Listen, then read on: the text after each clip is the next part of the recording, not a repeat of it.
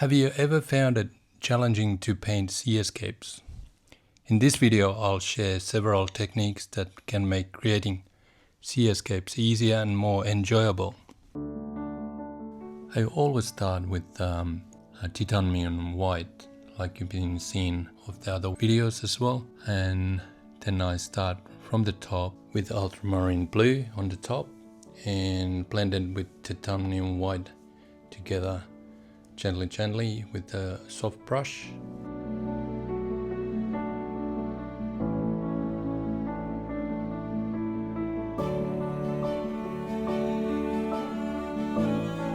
Using Indian yellow as well for the sunset scene. I like that Indian yellow, it's a transparent color, gives that sunset. And using the paint knife to smear it on the surface. I like this way because I can get a lot of paint on the surface, and later on I just blend it with a soft brush. Like you can see, I focus on that light in the middle. I leave the titanium white totally clean at the moment.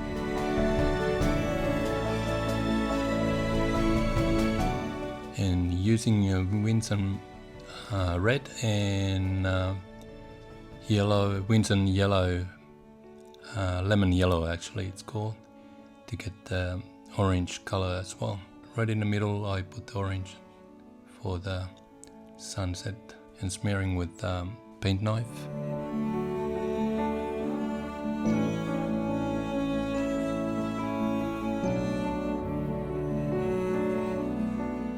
I did place the masking tape on horizon, that I can see where the horizon is, that I can focus on that one too. And but it's not necessary, I suppose. You can do that afterwards. And like you can see, I do use a lot of paper towel as well to shape and push the colors around a little bit and then blend it. It just it gives that bit of a natural look. And here I'm just mixing up more colors for the sky, plus the ocean colors as well.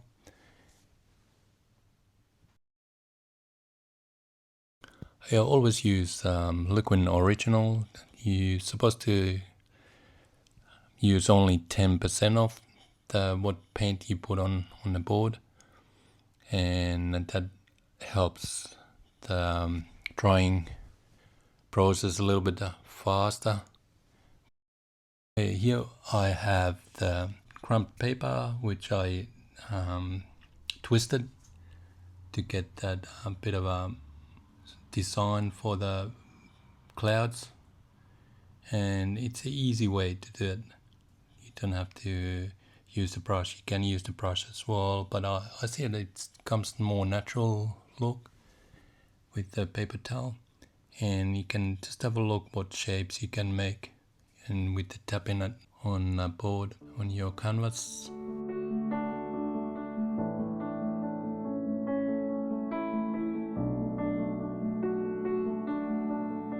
Of course, there's many ways to do the clouds as well, you know, and you can do brush, beautiful jobs, some of the people do.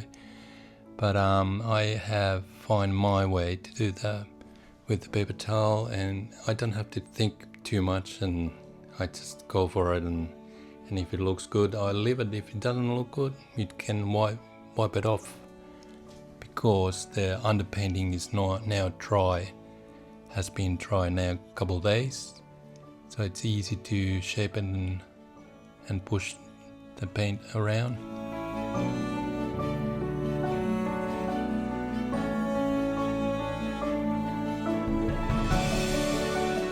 I'm just getting ready for the ocean part of it, of the paint job, and using ultramarine blue and burnt amber. A little bit more ultramarine blue than burnt amber. Burnt amber just makes it a little bit more darker, and I just smear it with my paint knife at the moment, as I usually do, and just different colors. At first darker from the bottom, and then I get a little bit more lighter blues on the top, pushing the knife a little bit like ocean shape and round shapes, not straight, except when it's on horizon, and just blend it gently with the soft brush, not too much pushing around, just make it softer looking. With the paper towel, I'm getting ready titanium white. Softly with the paper towel, you push the paper towel softly on the top, and just different shapes, and just to have a look what kind of prints comes out, and you should be able to get the nice messy ocean scene. Because the painting underneath is fresh, it's important not to overdo it with titanium white. And just underneath the titanium white, on the edge of the underneath, you just pull it with the brush, and it gets nice wave look.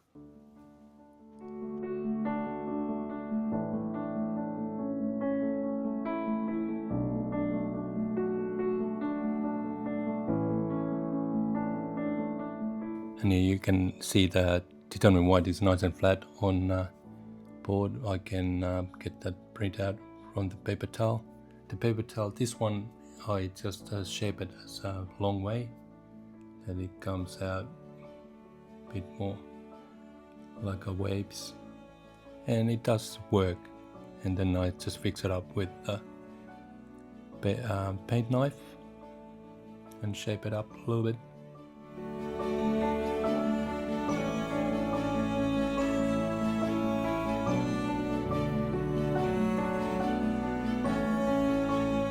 I'm also using sponge, ripped sponge from the main sponge, to get the triple looks.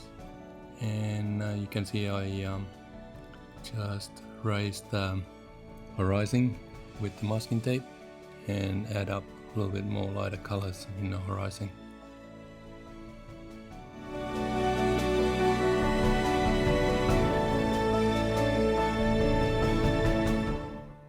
And I'm just getting started with tall ship, and getting just 3 colors, black, gray and white, and start with the black. Just get the basic shapes gently, and because the underpaint is now dry, it's a little bit easier. Just if you make a mistake, you can wipe it out with the soft towel. So getting those straight line for the sail and mast, and it's easier from there to paint the sails on, and other details afterwards.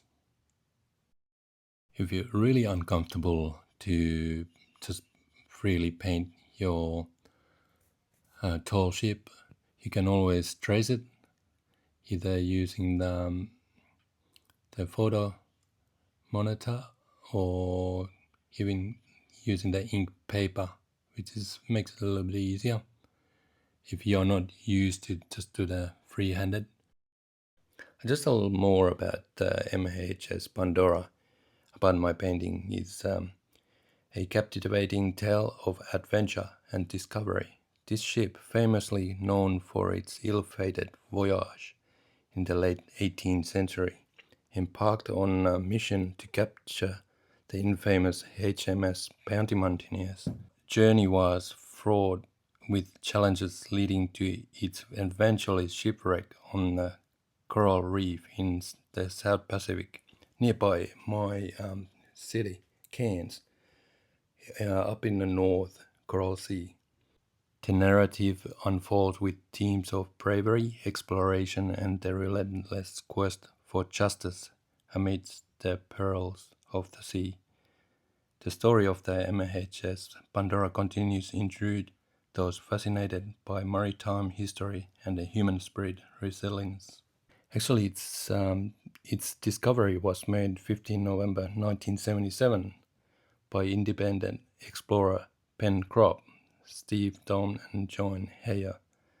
John Heyer, an Australian documentary filmmaker, had predicted the position of the wreck based on his research in the National Maritime Museum, Greenwich. So they finally found it on 1977. With the paint colors, I usually use monotone first and then I do the glazing afterwards, which is easier. When it's dry, you do the glazing, add the color on the top, and it does give you that little 3D effect sort of thing. So just to get the paint on the board or canvas. In this case, this is MDF board.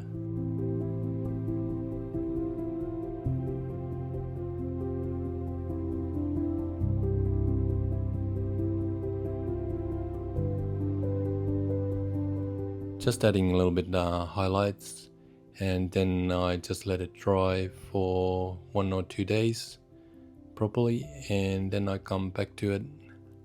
I actually use the masking tape to just protect a little bit the sails, and then I just add up anything would need to be add up, details,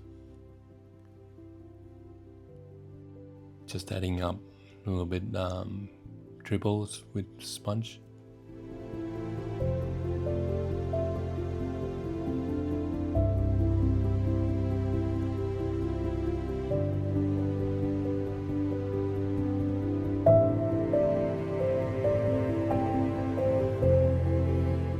And here I'm just using the masking tape just to protect the sails a little bit while I'm doing the other detailing. So the ship underneath is now all nice and dry. It has been 2 days, and now I'm just doing the details now. So masking tape is obviously safe and sound on a dry paint.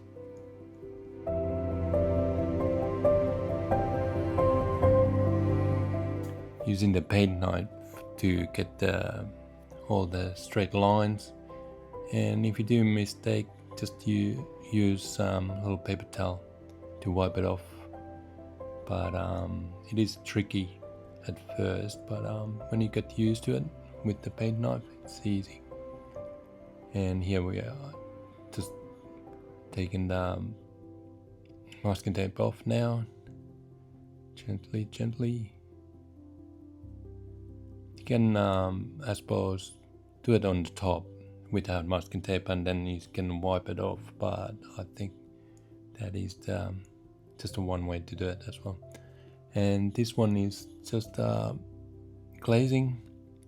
Now the glazing on the color on the top, the monotone, it just gives that nice colorful shiny on the top. Obviously the paint underneath is now nice and dry. It's been, like I said, 2 days, and it has been dried very nicely. And here it's a bit tricky to do all those straight lines, but paint knife is the really good tool for that. And if you do a mistake, you can wipe it off. That's good about with the oil paint. It gives you a little more time to correct.